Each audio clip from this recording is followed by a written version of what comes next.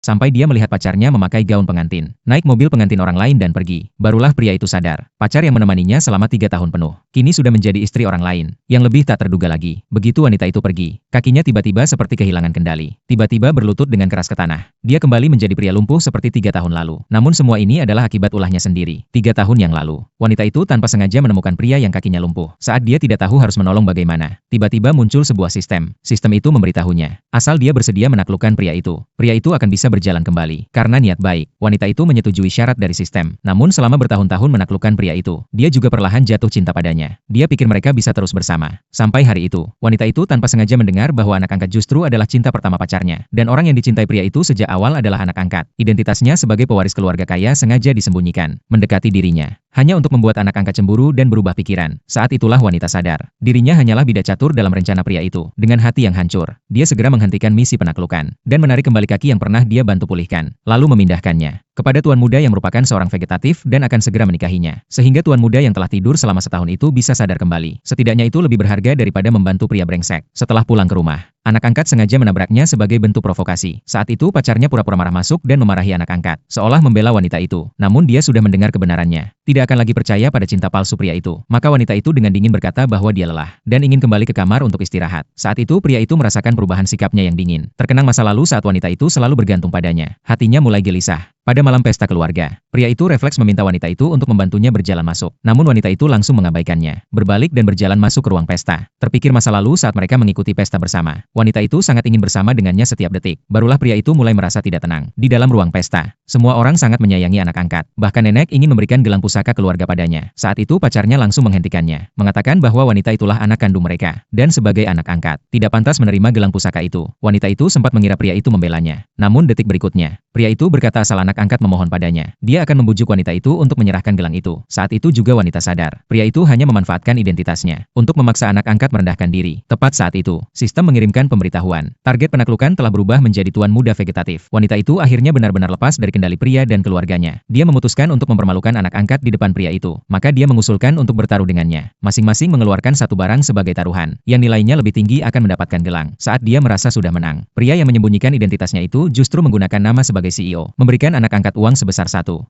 miliar. Di depan semua orang membantu anak angkat menginjak harga dirinya, dan dia masih berpura-pura tak berdaya, mengaku hanya orang biasa, tidak mampu membelanya. Saat itu juga, lampu gantung tiba-tiba jatuh. Demi menyelamatkan anak angkat, pria itu malah mendorong wanita itu ke bawah lampu gantung. Bahkan saat wanita itu terluka, dia sama sekali tidak peduli. Bahkan bermesraan dengan anak angkat di ruang rawat. Wanita itu yang sangat marah langsung menampar pria itu. Namun baru keluar dari rumah sakit, dia langsung dihadang oleh sekelompok